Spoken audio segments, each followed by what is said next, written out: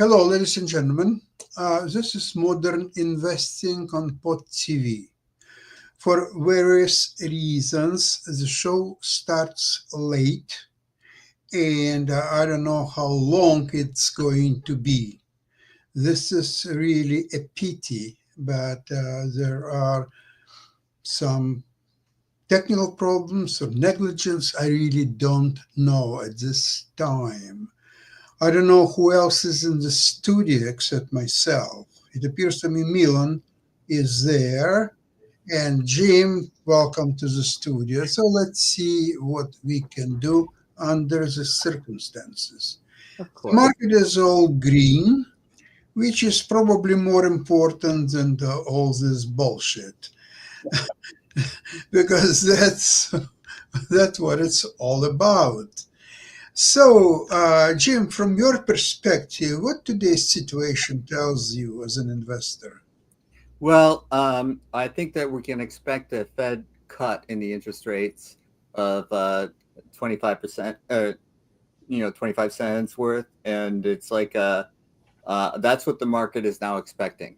So if they don't cut, the market will react poorly. If they cut more, the market will react very well. But it's interesting because the market is a little bit mixed. The Nasdaq and S&P 500 are hitting all-time highs.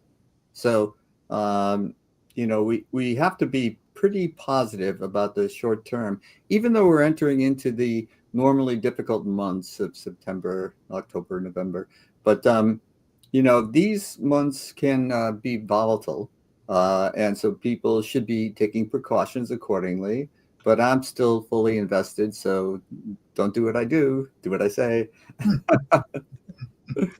Milan, tell us about your perspective on S&P 500. Uh, I don't see myself here on the screen. Can I see me? Yes, we can see you and hear you. Okay.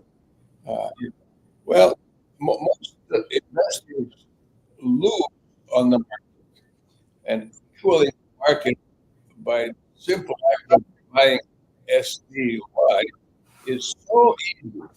So why do most investors lose? And uh, we're told to have a 50-50 asset allocation, 50% in cash, 50% in SPY, which represents the American economy as a whole. And uh, investment banks in Wall Street don't like that because they don't make any money on the cash flow. So they do everything possible to discourage from doing it. But why do most investors lose in the market when they can easily equal it? So they do time markets, which they shouldn't, and try to pick individual stocks, which they shouldn't. So David Swenson, who ran the most successful university endowment fund in history on the planet, suggests an asset allocation as being very, very important. 50-50 work, 60-40 work, 45-55, any of those, so long as we have a lot of cash in addition to having SPY. And since Wall Street make money on the cash, they'll do everything possible to discourage them. But equally, the market is very simple. Just buy SPY and hold it. So that's my take. That's it? Yeah. Okay. Oh, Okay. yeah. One more thing. One more thing. One more. Yes, go ahead. The fact that uh, the market happens to be higher on Wednesdays as it is today, can we take advantage of that as investors? Is that a question? My question is, can we take advantage of the market rises on Mondays?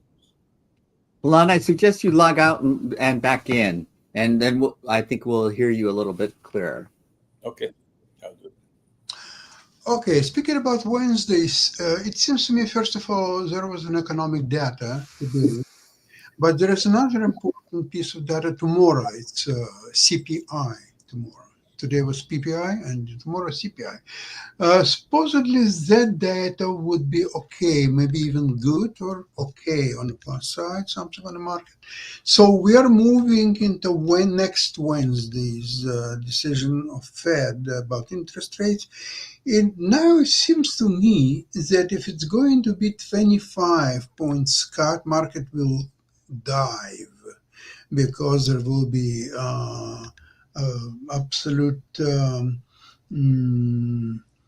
so to speak, disillusionment why it's only 25 points, not 50. If it's going to be 50 points, there are some people will be very happy about it. Some people will say it's too little, too late. It's better not doing. Remember last year when at the same time of the year, it was cut 50 points and there were more unhappy people than happy. And market dived as a result. So, in my opinion, it's like lately, very often with the quarterly report of high-tech companies, with exception of the Broadcom, of course, Oracle today, which was Oracle. enormous, and most of them report, or take NVIDIA, for example, last report, they beat all the numbers, but they didn't beat whisper numbers. Right. So therefore, stock was punished. It recovered somewhat today. But Yes. anyway, that's what's interesting. So it's a very, very touchy situation. From all perspective, market, yes, is overbought, probably should go down, but when? It Right. may go still higher, another 10, 20%, and all the shorts will be killed. So And have to cover. short covering. So this is all at play. Market is too smart for us to comprehend its next moves most of the times. So we'll just wait. Nothing goes straight up indefinitely. Somewhere it will take a break. For example, in today like this, I would start a collection of Oracle puts. Mind you, not this Friday, but rather March puts. And if Oracle will go even higher, I will add more to it because sooner or later the reality will take place. By the way, their numbers were not that astonishing, really. It's their promises that what's coming next and all that stuff. So, so the people are now not buying the numbers; they're buying promises. They're Yeah. buying some whisper numbers. It's not. And you know, Oracle's carrying a couple companies along with it. yeah, yeah. You know, it, So you have to be agile. You know Yeah. what, I'm almost doing a day trading, not quite, but I'm very careful in and out, except that I'm not gambling with buying stock. And if it goes up, I will sell. In 10 minutes, I will collect a couple $100. That's great. But what if it goes down? Then I'm becoming what? Long-term investor? That's not my goal. So I'm selling covered calls, deep covered calls. So any movement up, I'm in the money. Not as much money as if I would just buy stock and sell, but in the money almost guaranteed. And if you it collect goes a down, premium. I have a nice cushion to protect me. Right. That's, I think, I'm buying puts. I think I heard number, the sound. Let me just check it. It appears to me that I closed one of my transactions. Yes, I did. I had a position a few days ago. I think even Monday. I don't remember exactly, but it's my second transaction. What I'm doing, I'm buying, which I don't do normally, trust me. But in this situation, I'm buying March 57.5 puts on General Motors.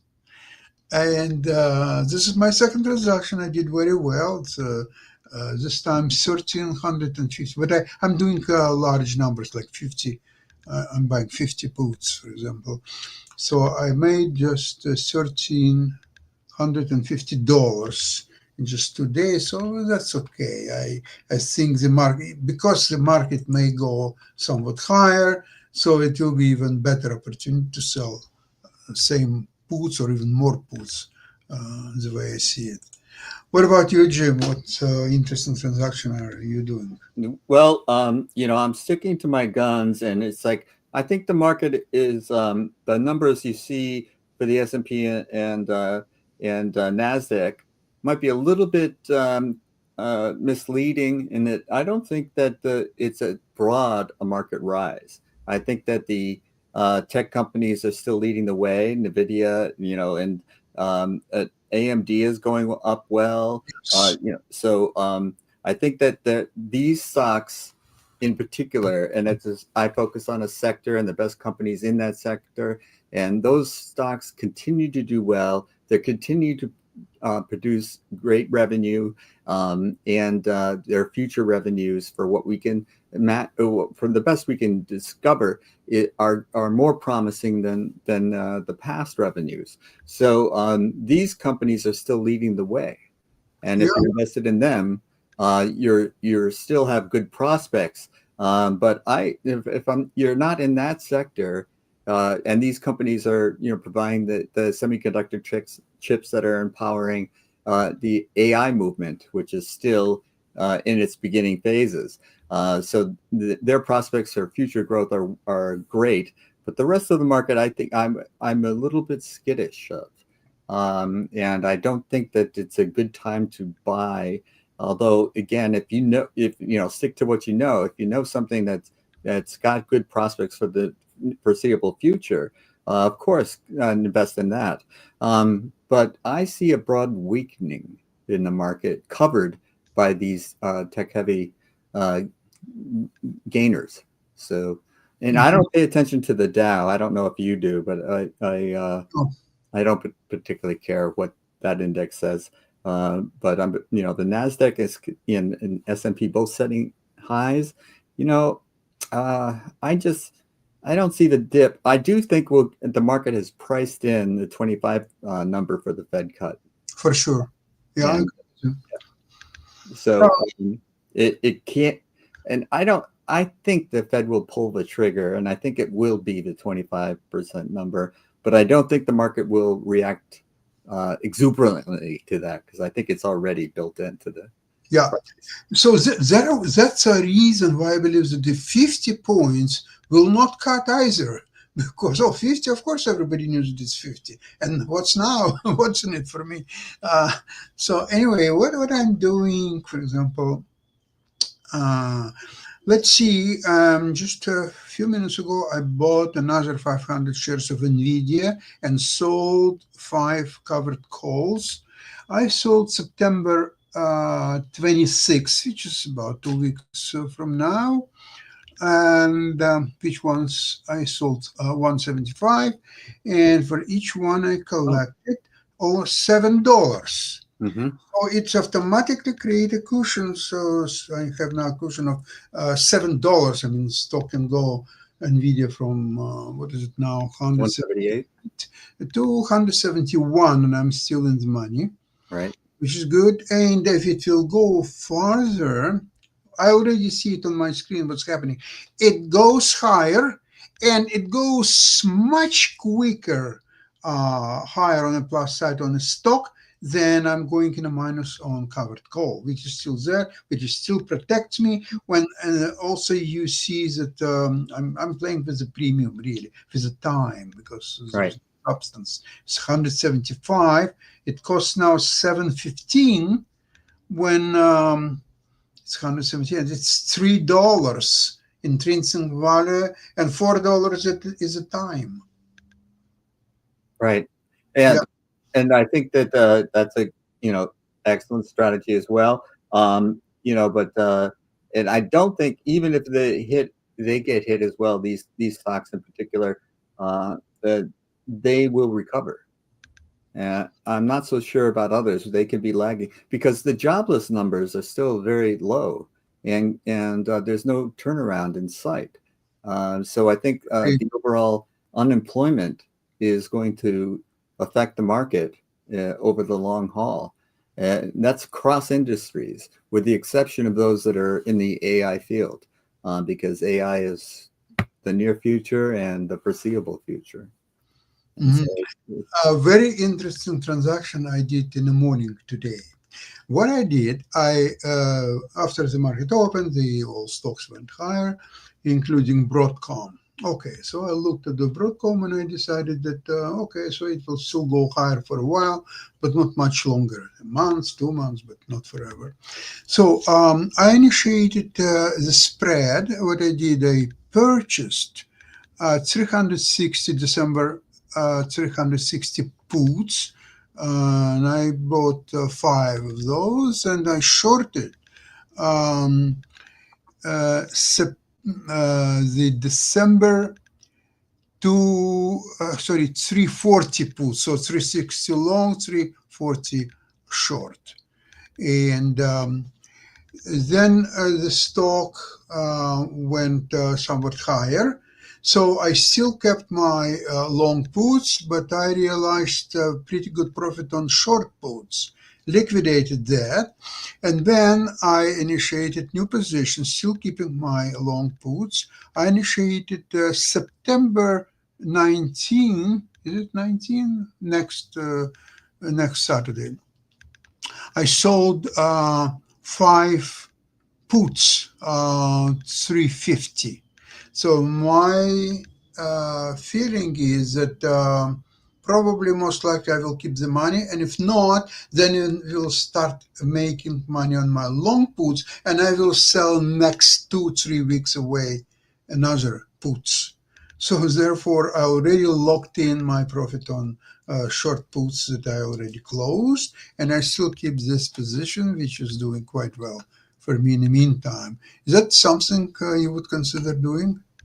yes, you've talked me into things in the past, yeah, out of my comfort zone a little bit, and I see your strategy, and I think it has worked for you, and it's kind of undeniable. Um, but I wanted to ask before we run out of time, what do you think about the geopolitical atmosphere and how it might affect the stock market? I'm talking about, Russian drones being shot down over Poland, talking about what's going on with Israel and Gaza. And all of these things seem to be pretty much unaffecting the market. The market seems to be shaking them off. But will that continue? Will it continue to be not much of an effect on the market? Or do you think there can be some development that will, like, oil prices, for example, could be affected. Who knows what other things can happen in the near future? But what are your thoughts about that? Do you just think to just pay attention to the market and not listen to the noise that the rest of the world is going through? Okay, there are 2 separate issues. One is political, another one is the market. Right. Right now it seems to me that the market is detached from political events somewhat, but it's not going to go on forever. But for the time being, I think there are forces that prop the market higher. And it seems to me there were a few days actually that I thought that the correction is almost arriving, when market was opening higher and then institutional selling would materialize, but it's not happening yesterday or today yet. Because it can start anytime, as we know. So, speaking about geopolitical situation, it seems to me that Trump is completely changing now foreign policy, politics of the United States. Trump didn't expect the Ukrainian-Russian issue would be so complicated. He couldn't believe it. The reason is that he is not studying geography or history. He knows very little about real politics. He is a real estate guy whose negotiating style is a zero-sum game. Okay, here's Trump. That's somebody who's selling a piece of real estate. So he will learn about his weaknesses and his strong points and so on. And he will haggle and he will walk away and he will come back until the guy will say, take it away from me, Donald. It's all yours. Okay, I'm done. And so on. But in international politics, it doesn't work that way. Right. He's offering Putin, for example, here's a development of the Arctic, and then we'll do some deals on oil and gas, and we'll do this and that. He doesn't understand. Putin is a trillionaire, many times probably over. So he's listening to Trump because Putin is a polite man. So he sees that, okay, Trump wants to talk about this and that. It doesn't cost me anything. I don't have to pay even $10 for listening to that garbage. So let him talk for about 10, 15 minutes. So Trump's talking. Where Trump got in the last 8 months on the issue of stopping war between Russia and Ukraine, nowhere. I thought he was going to fix it in 24 hours. 24 hours, 24 days, and now it soon will be almost a year. He's calling Putin once in a while. He's sending his clown, what's his name, Vitkov. Oh, Vitkov. Oh, he's a genius. He's playing golf. He's number one man in the United States. There's no one else to send but Vitkov. So the guy comes, and he doesn't even understand what he was told in Moscow. So he's telling Trump what Trump wants to listen instead to translate what he was told in Moscow. He doesn't take US-based translator from the US Embassy in Moscow. He's coming either without translator or he's using Putin's translator. I really don't know how it works, but I don't think that even with translation he would understand what Putin told him, but without translation, there's Right. hope. So this is, and now Trump understands that he will not get anywhere on Ukrainian-Russian front. So what he's there to do? He offered the tariffs all over the world, all the world at the same time. Listen to that lunacy. Yeah. And there are two countries. One of them is my country, Canada, and China, which completely, they completely ignore all this tariffs issue. They say, okay, here is a Canadian product. Here is parts for autos, or it doesn't matter what. Right. You want to take it? Take it. Then you will pay tariffs. That's clear. Either importer or the American taxpayers. The customer, yes. Somebody, the buyer. Yes. The prices will get pushed to the consumer. U.S. entity, one or another, will pay the tariffs. That's we're done. Okay, it's all yours. You want to put 35%, 75%, 565%. Right. It's all yours. Enjoy. India stopped taking Trump's calls. Modi, believe it or not, does not take Trump's calls. Right. He's now completely on the side of China, Russia. There was a military parade in Beijing, and Trump is now, he's got the message.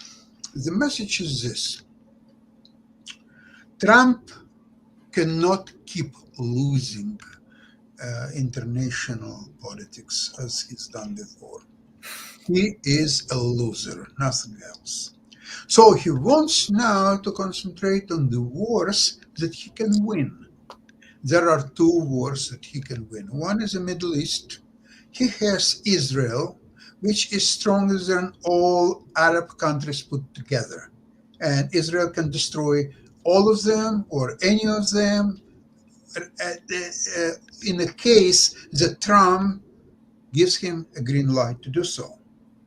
So he has now a winning hand in the Middle East, Huh. which Trump's enjoys. So now, forget about Russia, Ukraine. I don't need the garbage, China, Taiwan, all that. We'll just go and F yourself. But here is the Middle East. I'm the winner. Look at Iran, what's happened to them. Look at now Qatar. I'm the winner. Next, US itself.